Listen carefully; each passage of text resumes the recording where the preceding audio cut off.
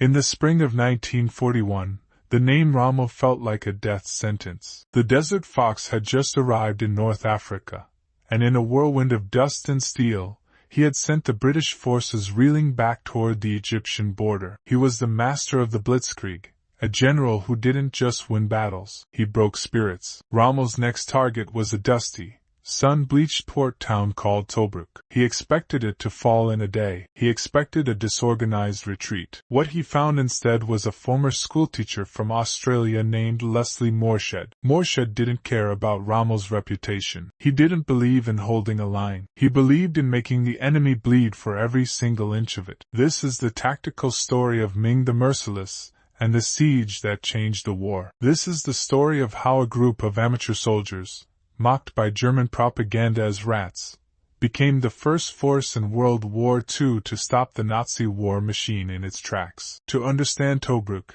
you have to understand the Benghazi handicap. That's what the British called their chaotic retreat across the desert in early 1941. Rommel had arrived with the Afrika Korps and completely upended the strategic map. The British were exhausted, their equipment was breaking down, and they were running for their lives. But Tobruk was different. It was a deep water port. If Rommel didn't capture it, his supply lines would stretch over 600 miles back to Tripoli. Every mile his tanks drove toward Cairo, they would be vulnerable to a thorn in the side from Tobruk. The task of holding this thorn fell to the 9th Australian Division, led by Major General Leslie Morshead. Morshead was a civilian soldier, a man who had spent the interwar years as a schoolmaster. But don't let the resume fool you. His men called him Ming the Merciless. He was a strict, cold, and meticulously detailed commander who realized that in the desert, morale is just as important as ammunition. As the German Panzers surrounded the city on April 10,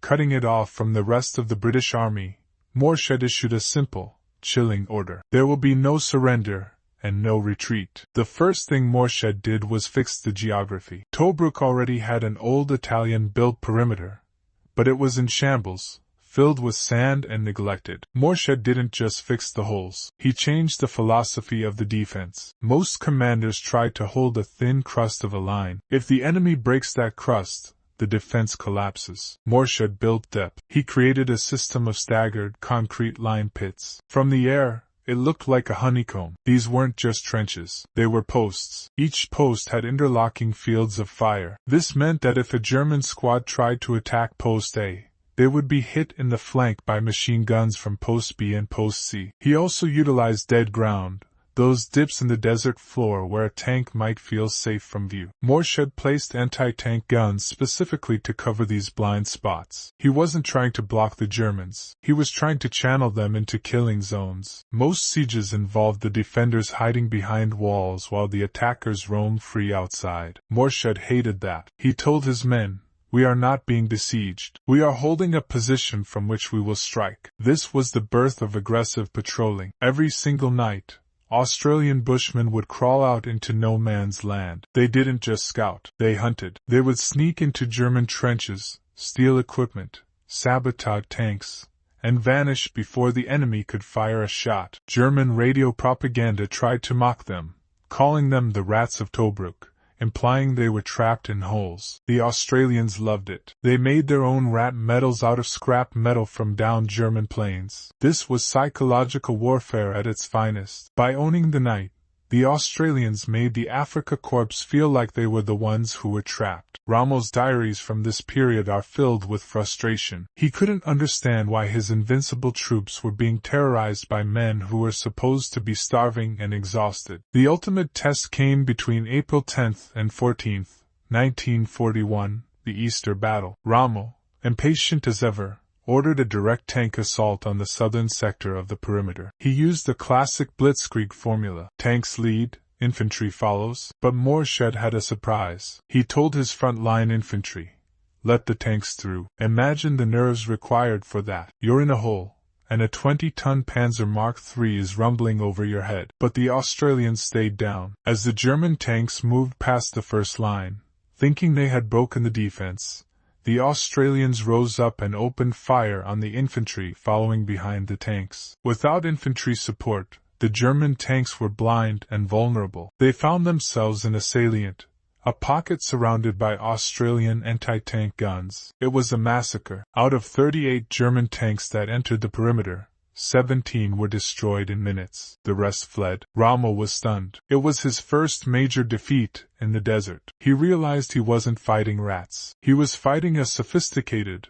elastic defense that he simply didn't know how to crack. The siege of Tobruk lasted 242 days. It didn't just save Egypt. It changed the way the Allies fought the war. The first tactical lesson is elasticity. Morshead proved that a defense shouldn't be a wall. It should be a sponge. It absorbs the blow, traps the enemy inside its structure, and then squeezes. The second lesson is about morale as a multiplier. Morshed's strictness, his Ming the Merciless persona, created a culture of elite discipline. He took amateur soldiers and turned them into a force that believed they were superior to the best the Wehrmacht had to offer. In a siege, your mind usually breaks before your body. Morshead made sure their minds were iron. Strategically, Tobruk was the first time the German ground forces were decisively stopped in a prolonged engagement. It shattered the myth of Nazi invincibility, and gave the British Empire the breathing room it needed to rebuild its strength for the later battles at El Alamein. Leslie Morshead returned to his quiet life after the war, but his legacy remains etched in the sands of Libya. He was the man who looked at the desert fox and didn't blink. He taught the world that a well-prepared defense, led by a commander with a no-retreat mindset, can overcome even the most modern and aggressive offensive. Rommel might have been the fox, but Morshead was the one who built the trap. And the rats? They proved that sometimes, the best way to survive is to bite back. This has been the story of Leslie Morshead, the Rats of Tobruk, and the siege that stopped the unstoppable.